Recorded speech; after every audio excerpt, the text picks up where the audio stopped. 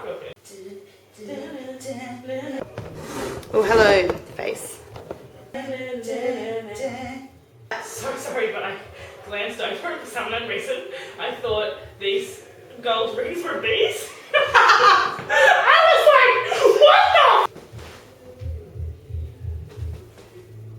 Okay, we're back. We're back? We're back. We're back. Considering its quality and size become a part of our everyday lives in the future. Hello guys, welcome to another F Word video. I know it's been a while, but I've got an amazing lady with me today. This is Nicole. Nicole, say hi. Hello. So Nicole is doing two Fringe shows, Yes. Thank you. back to back. Yeah. It's called Techno Glitter Painters. It's an alternative comedy show in which I get weird and dismantle the patriarchy. I also am doing a heartfelt and I guess sexy theatre show called Nicole Henriksen is Making It Rain. That is me talking about my job as a stripper and also talking about a million other things like gender and sexuality and stuff like that. Whoa! Sorted! Woo-hoo! Done! So normally people have this in advance and I realise I have not done that to you, so apologies. Okay. Actual reactions. What is your definition of feminism? I personally, this isn't me trying to be democratic. I genuinely feel like everyone can define feminism as they see fit. Yeah. It's kind of difficult because I feel like it's ever changing. I think a really good way to surmise like the movement of feminism and the reason that it's still a problem and all that sort of thing is essentially saying that we want to get to a point where no one is limited or at an advantage because of their gender. And the thing is that women are far more likely to be at a disadvantage, and that's why the focus is on women. Do you consider yourself a feminist? Absolutely. And why do you need feminism? A million and one reasons, but it's very difficult to kind of pin everything down. I mean, rape culture is the first thing that comes to mind. You know, victim blaming within rape culture, the idea that women are sitting ducks and waiting victims and they need to be like they need to know what to do in that situation rather than the idea that people should just be not raping each other. Like that should be what we should be saying, you know. The fact that I work in a fairly male-dominated community in terms of like comedy, but still do step into that world where it's very male-dominated, and that is why often like I will do bits where I'm like imitating, you know, a 20s, 30s heterosexual white male comedian talking about like, well, it's only comes with milk. And then you'll discover you already had milk. And now you got way too much milk. That's no good either. Now it's a race against the clock with the expiration date. To me, that's the stuff I see, and why is that like saturated the market? Yeah. How many guys can you hear talk about toasters? Like, How many times they have to use the microphone as their penis? oh goodness, yeah, you know. Hot and so hot and her, so hot and Making It Rain Yeah. is the first not a comedy, like a straight comedy show. Like, why did you make that decision to do Make It Rain like now, or yeah, why do it at all? Yeah. I have been doing comedy for a while, 5 years, and I'm also like 24. Do you know what I mean? So I've been doing comedy since I was 19. Then once I started stripping, everyone thought I was doing research for a show, for starters. That was always the question, like, oh, so when are you going to do a show about that? And I was actually going to leave it like 2 or 3 years. I was going to just have that be my day job for a while. I basically had a bit of a tough time last year, which I talk about in the show, and that made me feel like I really have to do the show like sooner rather than later. And I think I personally wouldn't want to do it the disservice of making the whole thing a total joke and, you know, not using that platform to its full potential to also talk about, you know, gender, sexuality, body image, mental health, like everything that I fit into the show. Yeah. But also not have it be like hopefully too intellectual and too wordy of a piece. You know, I want it to be something people can come along and things that are like bigger concepts are explained in a way that's like relatable and understandable without being patronising. How, if at all, do you think being like a stripper has affected your identity as a feminist? There's been like a couple of things.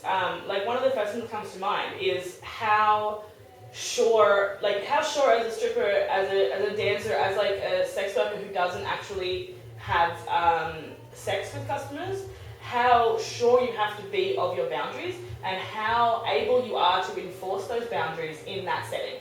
And the thing is, like, I've always been been sure of my boundaries, and I've always been able to enforce them in my life.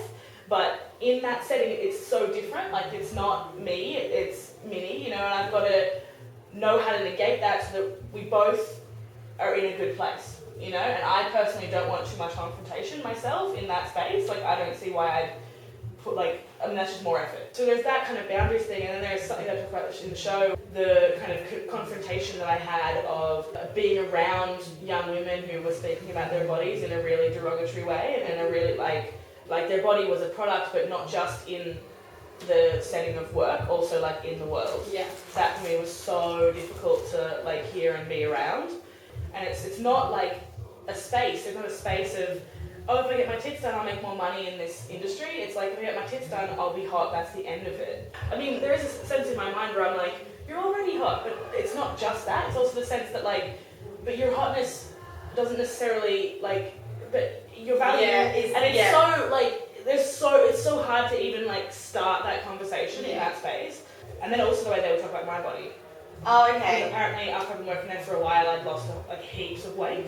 Heaps of weight. Minnie, you've lost so much weight. You look so hot now. Also, just should we mention that Minnie is my stage name as a stripper. Do you think your like relationship to your body and your body image, has it like improved during stripping? Being like, because you know, being out there and basically being there in front of all these people, that takes kind of some kind of pride or love of your body in itself. Or has it gone the other way? Is it more about like, I've got to look thin, or like I big for the show or for work? Yeah, it can be something that's a little hard to straddle. And like I was saying in the show, you know, myself, with the fact that I have anxiety and the fact that, you know, we live in this world where women's bodies are so commodified, like, it's so hard for me to even begin to engage with that conversation. Like, I genuinely have to distance myself and just pretend it's not happening, and just like not think about the idea of my body as a commodity and as a sort of sexual thing. What I used to think is just like, I'm fun, I'm like interesting, and people like me for me, and then maybe they also think that my body is hot. You know what I mean? And then like being in that space and having people comment on very specific things, like having people be like, you know, oh, your nipples are mesmerizing. And I often get customers like putting down other women in order to compliment me, which I find really difficult to hear. Yeah. So it can be a bit of this and that. I think it has given me more body confidence, but in the sense of like, oh, like that thing that maybe I occasionally was like, is this unattractive? No, don't think that, just leave it alone. Like that thing is actually kind of attractive to that person. So that's cool, but like, it's really more important when they said I was charismatic. In terms of your body and stuff, it was really interesting to watch during the show how different your body, like, not even moved, but looked from when you were just sitting there talking to us and like stripping and dancing. Like, it looked like it had physically changed shape at times, which is really cool. Yeah. Do you feel like when you're Minnie that your body feels different in any way as opposed to you? Or I think in some ways my body feels different as Minnie, in the sense that like I feel different when I'm wearing different clothes. You know, I feel different if it's like winter and I'm in a big jacket versus if it's summer and I'm in like a flowy dress. I've been wearing these really big earrings for like a long time that I wear in the show and that I also have in the poster and stuff. So that's quite strange. Like, even when I'm naked, I'm still wearing like jewelry and makeup, and it still feels kind of Minnie-esque, and I've still got my nails painted and stuff. And often when I'm working, I grew my body hair differently, and so there's like things where I'm kind of like, oh, this isn't quite Nicole. And then what I was doing for a while, when I found a better way to work, was to work a week on, a week off. So on my week off, it would feel more like my body was Nicole's, and then when I was working, it would feel more like I was Minnie. And it sort of gave me this chance to have a break and to have also a better hold on my own like performing schedule and stuff like that. now, I have to admit, sex work as a thing on its own, I'm like, yeah, I get like not a problem with it at all. I think sex work within a world that is sexist and a patriarchal world, and because I spend a lot of my time like trying to not be objectified or constantly viewed as, am I attractive, am I not, am I sexy, am I not, and other women do the same. The idea of me like pandering to that, like at the end of the day, always makes me go, oh, like, is there any days where you question it because of your feminist beliefs? That exact like sentiment that you expressed there, this like the world that we live in, and then having being a sex worker in this world, like that is something that I do kind of question and struggle with. It's just that I kind of go, okay, because I mean there's a sense for me that is such a good job for me. Yeah. Do you know what I mean? Like my personality, my like skill set, time frame and schedule, and like when I can and can't work, it does suit me so well that it just kind of feels a little bit like I just can't really engage that. Like I was saying, like, you know, if a guy sort of says, oh, you're so much nicer than the other strippers here, I just kind of go, well, actually, I find quite a few of the girls are really lovely, you know, or I just kind of go, oh yeah, you know, and I either try to kind of defend it a little bit, or I just kind of accept it, or depending on the thing, but Yeah. I mean, I don't think that's that different to like if, you know, when I used to work at McDonald's, I'd have people be like, you're too pretty to work here. Well, and that's what I kind of, when I was thinking about it, I was thinking, like, I work in retail, and, you know, like, people come in all the time and they're like, is this suitable for a guy? And they're holding like a blue diary because it's a lighter blue, like, things like that, and I'm like, Wow. yeah, and some days I'm like in the mood where I'm like, well, colours aren't gendered, so it's up to you, and then other days I'm just like I pander to it, and I guess that's what I kind of decided, because I was like, it's not really that different.